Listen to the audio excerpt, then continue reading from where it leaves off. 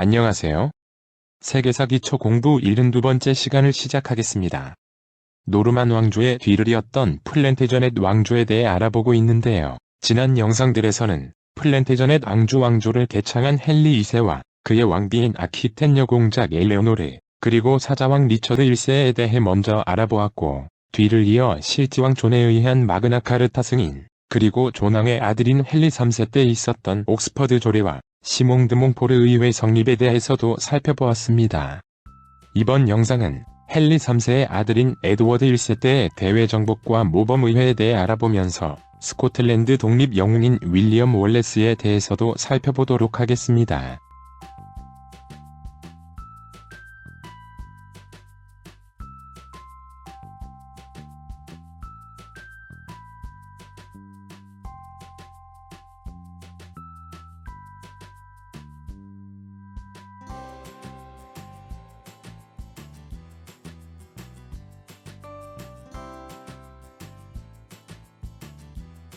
실지왕 존의 손자이자 헨리 3세의 장남인 에드워드 1세는 잉글랜드 중앙집권화의 기반을 닦았다는 인물입니다.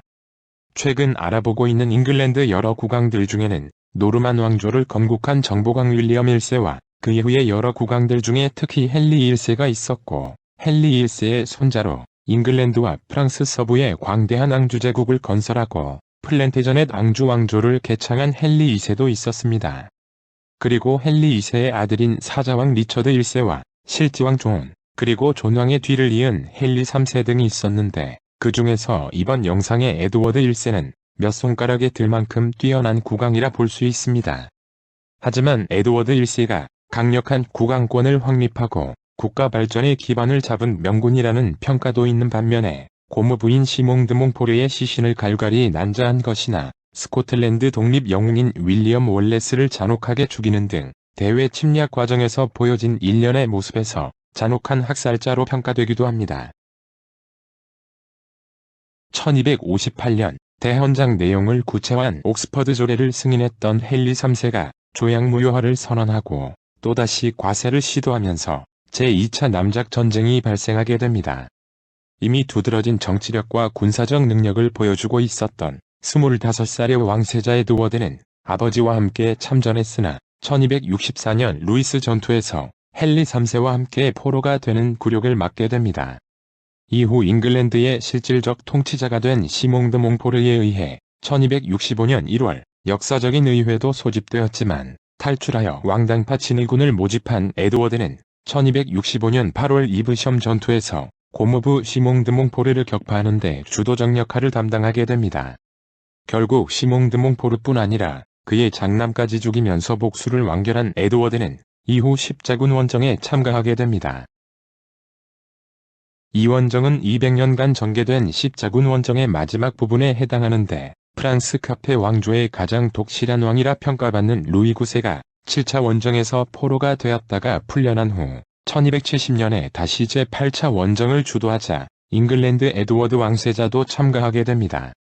그런데 에드워드가 도착하기 전에 루이 9세가 병사하면서 프랑스 군도 귀국해버리자 결국 에드워드가 루이 9세의 동생인 시칠리아 왕 카를로 1세와 함께 십자군 원정을 이끌어가게 됩니다. 학자들에 따라서는 1271년부터의 이 원정을 9차 원정으로 따로 구분하기도 하는데, 어쨌든 원정을 포기하고 그만 돌아가기를 바라는 수많은 의견 속에서도 에드워드는 얼마 되지 않는 군대를 끌고 성전기사단 등의 지원을 받으면서 예루살렘 왕국의 수도 아크레로 진격하여 마물루크 왕조의 술탄인 바이바르스 군대를 일부 격파하기도 합니다.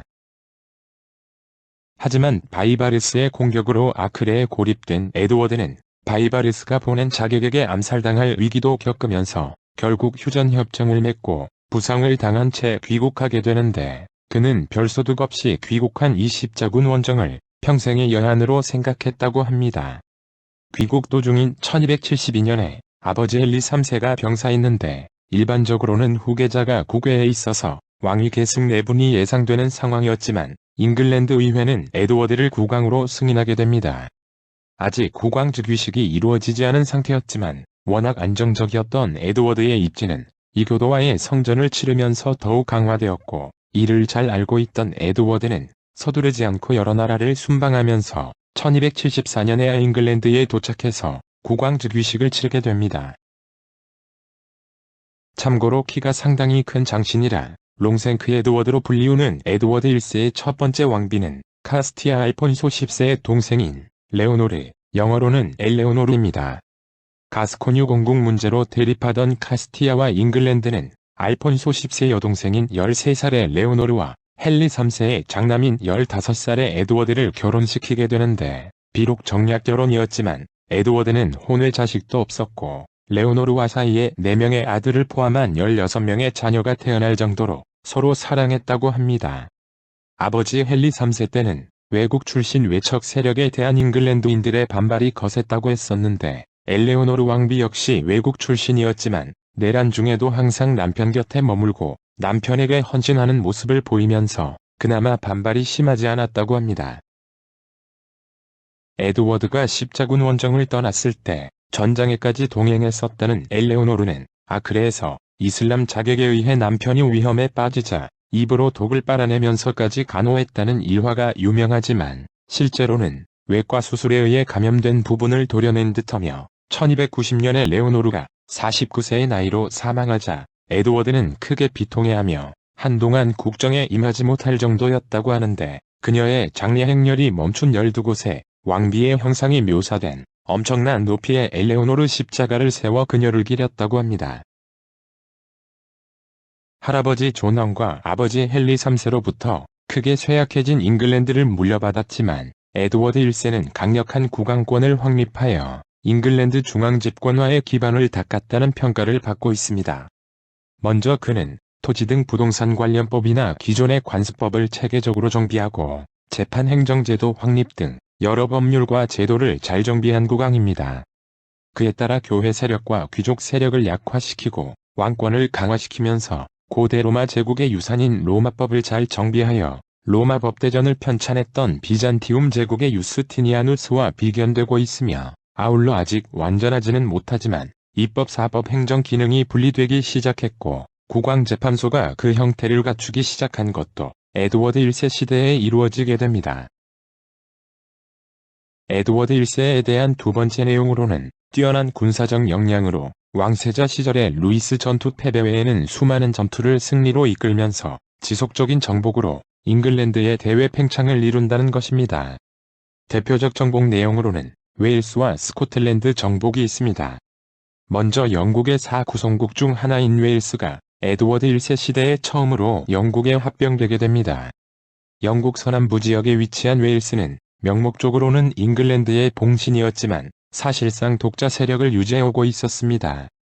에드워드 1세는 1277년 웨일스에 대한 군사 원정을 단행하여 웨일스 공국의 격렬한 저항에도 정복을 계속했고, 1282년 웨일스 대공인 호웰린 업 그리피드가 사망하면서 결국 웨일스를 완전 복속시키게 되었고, 이후 잠시 웨일스의 독립 시기가 있었지만 헨리 8세 시대의 웨일스법에 따라 웨일스는 영국에 완전 합병되게 됩니다. 또한 1301년에는 왕세자인 에드워드 2세에게 웨일스 공자귀를 처음 수여하면서 이후 왕세자 등 영국 왕실의 확정 상속인들은 프린스 오브 웨일스로 불리우게 됩니다. 웨일스 점령에 이어 에드워드 1세는 스코틀랜드에 대한 정복도 시도하게 됩니다. 20년간 잉글랜드의 침공을 잘 막아내면서 스코틀랜드를 안정적으로 통치해오던 던켈트 왕조의 알렉산더 3세가 1286년 술에 취해 말을 타다가 낙마사고로 갑자기 세상을 떠나면서 4살 난 외손녀 노르웨이 소녀 마가렛이 후계자로 지목되게 됩니다. 에드워드 1세는 자신의 아들 에드워드를 그녀와 결혼시켜 잉글랜드와 스코틀랜드의 통합을 시도했지만 1290년 9월 즉위하기 위해 노르웨이에서 잉글랜드로 오던 마가렛이 병사하면서 무위로 돌아가게 됩니다. 이후 스코틀랜드 내에서 왕위를 둘러싼 내분이 일어났는데 자체 해결을 못한 스코틀랜드가 잉글랜드 에드워드 1세에게 중재를 요청하는 잘못된 결정을 하게 됩니다. 뜻밖의 좋은 기회를 잡은 에드워드 1세는 스코틀랜드 최고 영주라는 대우를 요구하면서 존 발리올이라는 인물과의 협상을 통해 그의 왕위 계승을 지원하게 됩니다. 결국 1291년 5월부터 1292년 11월까지 이어진 왕위 계승권자를 결정하기 위한 기니 심의 결과 에드워드 1세의 지원을 받은 존 발리올이 스코틀랜드 국왕 존 1세가 되지만 당연히 에드워드 1세의 간섭을 받게 됩니다. 그러다 에드워드 1세가 프랑스와의 전쟁에 스코틀랜드의 참전을 요구하자 프랑스 필리프 4세와 비밀 동맹을 맺은 존 1세는 에드워드 1세에 대한 복속 파기를 선언했고, 분노한 에드워드 1세는 존 1세에 대한 추방 판결과 함께 1296년 스코틀랜드를 침공하게 됩니다. 1296년 4월 27일 던바 전투에서 스코틀랜드를 격파한 에드워드 1세는 에딘버러 성도 연이어 점령하면서 저항하는 사람들을 잔혹하게 학살했고, 스코틀랜드 귀족들을 포로로 잡아 잉글랜드로 끌어갔으며, 항복한 존 1세 5세부터 있던 국왕 표식을 떼어내고 런던탑에 가둔 후 두 나라를 합병하여 스스로 스코틀랜드 국왕임을 선포하게 됩니다. 뿐만 아니라 에드워드 1세는 스코틀랜드인들의 자존심을 건드리는 행동도 하게 되는데, 스코틀랜드인들이 신성하게 생각하는 성 마가렛의 검은 십자가상과 스코틀랜드 국왕권과 정통성을 상징하는 운명의 돌을 약탈하게 됩니다. 운명의 돌은 구약 성경에서 아브라함 손자인 야곱이 쌍둥이 형 에사오에게 쫓겨 피신할 때 이 돌을 벽에 삼아 잠을 잤다는 기록이 나오는 성스러운 돌로, 역대 스코틀랜드 국왕 즉위식 때 새 국왕이 그 위에 앉아 왕관을 수여받았다고 합니다. 스코틀랜드를 복속시킨 에드워드 1세는 이 운명의 돌을 스콘궁에서 들고 나와 런던의 웨스트민스터 사원으로 가져갔고, 새 의자를 만들어 운명의 돌을 그 의자 아래에 깔도록 했으며, 이후 잉글랜드 국왕 대관식 때마다 스코틀랜드가 잉글랜드에 굴복한 것을 보여주면서 스코틀랜드인에게 큰 수치를 안겨주게 됩니다. 하지만 잉글랜드의 식민지가 된 스코틀랜드인들은 에드워드 1세 통치에 거세게 저항했는데, 에드워드 1세는 일부 귀족들에 대한 회유책과 아울러 더욱 강력한 통치를 밀어붙이게 됩니다. 저항하는 사람들을 무차별적으로 학살하고 그들의 마을을 완전히 없애버리는 등 잔혹하게 처리하면서 스코틀랜드인들에게 커다란 분노를 일으키게 되는데, 이때 출현한 스코틀랜드 독립 영웅이 유명한 윌리엄 월레스입니다. 윌리엄 월레스는 잉글랜드 침입으로부터 스코틀랜드를 지키기 위해 항쟁했던 스코틀랜드의 민족 영웅입니다. 에어주 지주 아들이라는 설도 있지만, 출생지나 출생일 가족 관계에 대해서는 여러 학설이 있으며, 출신 신분도 평민 또는 하급 귀족이라는 등 남아있는 여러 기록 내용도 상당히 다르다고 합니다. 알렉산더 3세가 사망하면서 생겨난 정치 혼란 과정에 에드워드 1세가 스코틀랜드를 무력으로 쳐들어왔고, 그 과정에 월레스의 가족들도 몰살당하게 됩니다. 시비가 붙은 잉글랜드 병사를 죽이면서 월레스에 대한 체포령이 내려진 상태에 잉글랜드 치안대장이 월레스의 아내 메리앤을 살해하자 월레스는 치안대장을 죽여 아내에 대한 복수를 하게 됩니다. 이후 세력을 키운 월레스의 게릴라식 공격이 여러 차례 성공하면서 잉글랜드에 큰 피해를 주게 되자 에드워드 1세는 월레스의 삼촌도 사로잡아 교소형에 처했고, 뒤늦게 삼촌 죽음을 확인한 월레스는 아이어 지역의 잉글랜드 주둔군을 기습 포위한 후 불을 질러 모두 죽여버리는 복수도 하게 됩니다. 이후 앤드류 모레이 등 스코틀랜드 독립운동 세력들과 힘을 합치면서 월레스는 이전까지의 치고 빠지는 게릴라식 전술이 아니라 잉글랜드와의 전면적 전쟁에 들어가게 되는데, 1297년 9월 스털링 다리 전투에서 전력적 약세에도 불구하고 포스강에 놓여진 좁은 다리를 지나가야 하는 지형적 이점을 살려 잉글랜드 기병들을 급습하면서 잉글랜드군을 격파하게 됩니다. 비록 이 전투에서 치명상을 입은 앤드류 모레이는 사망하지만, 높아진 민중의 지지 속에 독립군을 조직한 월레스는 잉글랜드 북부 도시들을 계속 침공하면서 스코틀랜드 귀족들로부터 스코틀랜드의 수호자라는 지위도 받았으며, 에드워드 1세의 조카가 성주로 있는 요크성까지 점령하여 그의 목을 잘라 에드워드 1세에게 보내는 등 스코틀랜드인들의 영웅으로 떠오르게 됩니다. 당시 프랑스 카페 왕조의 막강한 국왕인 필리프 4세가 가스코뉴와 플랑드르를 공격해오면서 프랑스와의 전투에 집중하고 있던 에드워드 1세는 스털링 다리 전투에서 잉글랜드가 패했다는 소식에 크게 분노했고, 직접 군대를 끌고 월레스를 공격해오게 됩니다. 월레스는 스킬트론이라 부르는 뾰족한 나무 장대를 꽂은 스코틀랜드 장창병들로 밀집 방벽을 만들어 잉글랜드 귀마병에 맞섰지만, 군사작전의 천재인 에드워드 1세가 장궁병을 투입하면서 밀리게 됩니다. 에드워드에 의해 도입된 이 장궁은 이후 백년 전쟁에서 큰 활약을 하게 되는데, 어쨌든 1298년 7월 폴커크 전투에서 월레스의 스코틀랜드군은 잉글랜드 장궁병에 밀려 크게 패배하면서 월레스도 프랑스로 도주하게 됩니다. 이후 스코틀랜드로 다시 귀환한 월레스는 부하의 배신으로 계속 쫓겨다니다가 1305년에 체포되어 런던으로 압송되었는데, 범죄자들의 왕이라는 의미로 나무관을 쓴 채 웨스트민스터홀에서 열린 재판에서 살인 및 반역죄로 사형 선고를 받게 됩니다. 1305년 8월 22일 벌거벗겨진 채 말이 끄는 수레에 끌려 시내를 한 바퀴 돌아 스미스필드 마켓에 도착한 월레스는 교수척장 분지형이라는 처참한 고문 속에 죽임을 당하게 됩니다. 한순간에 죽이지 않고 팔다리를 4조각으로 찢어내는 고문을 오랫동안 받다가 살아있는 상태에서 거세당하고, 도려낸 내장은 불태워졌으며 잘려진 머리는 창끝에 꼽혀 효수되었고, 잘려진 그의 몸은 4곳에 나뉘어 전시되었다고 합니다.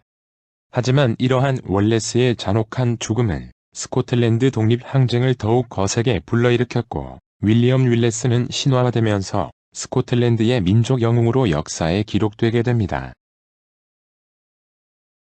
1996년 제68회 아카데미 시상식에서 작품상을 받은 미국 영화 브레이브하트가 스코틀랜드 독립 영웅인 월레스의 신화적 삶을 잘 그려낸 것으로 유명하지만, 역사고증 면에서의 오류뿐만 아니라 스코틀랜드 독립 영웅 월레스를 지나치게 미화한 반면 잉글랜드 에드워드 1세를 너무 부정적으로 묘사했다고 비판받기도 합니다.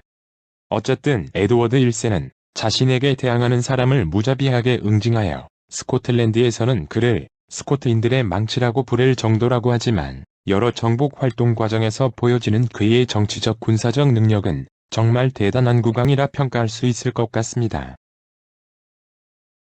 이러한 군사적 정복 외에도 에드워드 1세 시대에 와서 비로소 잉글랜드 왕실에서도 영어를 상용어로 사용하게 됩니다.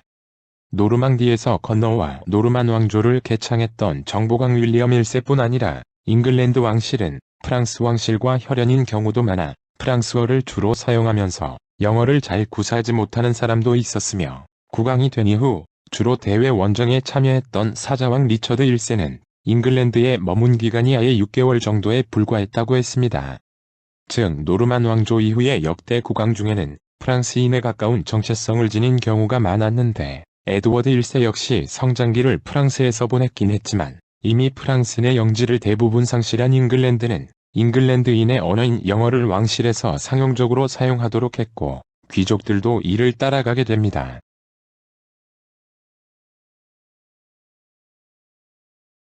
그 외에도 에드워드 1세는 경제적으로 양모나 와인 생산을 통해 국가 재정을 확충시키고, 외교적으로도 여러 국제적 갈등 상황의 조정 역할을 했으며, 전쟁 비용 마련을 목적으로 1290년에 약 1만여 명의 유대인 추방령을 내림으로써 잉글랜드 상공업에 큰 타격을 준 것도 유명합니다. 하지만 역사 속에서 에드워드 1세에 관한 가장 대표적 내용을 들어보라면 그것은 당연히 모범의회 개최일 것입니다. 존 왕 때의 마그나 카르타 승인에 이어 아버지 헨리 3세 때 루이스 전투에서 패배하면서 옥스퍼드 조례가 통과되고 역사적인 시몽 드 몽포르 의회가 개최되는 상황을 맞이한 것은 노르만 왕조 이후 대체로 강력한 국왕권을 이어온 영국 왕실 입장에서는 상당히 굴욕적인 상황이었습니다. 그러나 에드워드 1세는 할아버지 실지왕 존과 아버지 헨리 3세와는 달리 강력한 국왕권을 확립하면서도 국왕견제 기능을 지닌 의회 발전이라는 역사적 흐름을 받아들이면서 결국 모범의회를 탄생시키게 됩니다. 이 내용 역시 지난 중세 말 정치 변화 첫 번째 영상에서 간단히 알아보았는데요. 웨일스와 스코틀랜드 정복 외에도 프랑스와의 전쟁 등 대외 정복을 위한 재정 지원이 절실히 필요해진 에드워드 1세는 의회를 소집하게 됩니다. 결국 1295년 11월 귀족과 고위 성직자 외에도 하급 성직자와 각 주별로 하급 기사 2명, 도시별 시민 2명 등을 선발하여 국가정책에 대해 논의하는 대의정치 형태를 처음 시작하게 되는데, 이 구성이 훗날 영국 의회 구성의 모델이 된다고 해서 모범의회라고도 합니다. 당시 의회 참석자는 432명이었다고 하는데 의회가 국왕의 통치활동에 대한 자문 등의 기능도 했지만 가장 중요한 의회의 역할은 초기 신분제 의회처럼 국왕의 세금 징수에 대한 정당성 부여였습니다. 집권기간 동안 에드워드 1세는 의회를 무려 55회나 소집하여 의회를 가장 많이 소집한 국왕이라는 기록을 가지고 있기는 했지만 사실상 의회를 자신의 지지 세력으로 활용하면서 에드워드 시대의 왕권은 더욱 강화되었고, 이후 영국 의회는 국왕과 함께 조세 부과나 입법 기능을 공유해가면서 의회의 동의 없이 국왕 임의로 과세할 수 없다는 내용으로 청교도 혁명의 배경이 된 권리청원이나 명예혁명의 결과로 1689년에 승인된 권리장전으로 연결되면서 민주주의 역사 발전에 큰 역할을 이어가게 됩니다. 스코틀랜드 독립 영웅인 월레스를 죽인 이후에도 에드워드 1세는 계속 진격을 시도했지만 스코틀랜드인들의 저항은 더욱 심해지게 됩니다. 이후 독립투쟁을 주도해오던 명문 가문 출신의 로버트 더 브루스가 1306년 독립을 선언하고 스코틀랜드 국왕 로버트 1세로 즉위하자 68세의 에드워드 1세는 이를 진압하기 위해 직접 참전하게 됩니다. 결국 1306년 6월 메서번 전투에서 에드워드 1세는 스코틀랜드군을 격파하고 저항하는 수많은 스코틀랜드인들을 학살하면서 진격을 계속했지만 스코틀랜드를 완전히 복속하지는 못한 채 임종을 맞게 됩니다. 자신의 죽음을 예감한 에드워드 1세는 장남인 웨일스공 에드워드를 불러 자신을 화장한 뼈를 가죽 부대에 넣어 군인들과 같이 진군하고 스코틀랜드를 완전 장악하면 그때 묻어달라는 유언을 남기면서 1307년 7월 7일 잉글랜드 왕권 강화를 위해 평생에 걸쳐 투쟁해온 치열한 생애를 마감하게 됩니다. 중세말 중앙집권 국가에 대한 7번째 영상은 여기까지입니다. 시청해주셔서 대단히 감사합니다.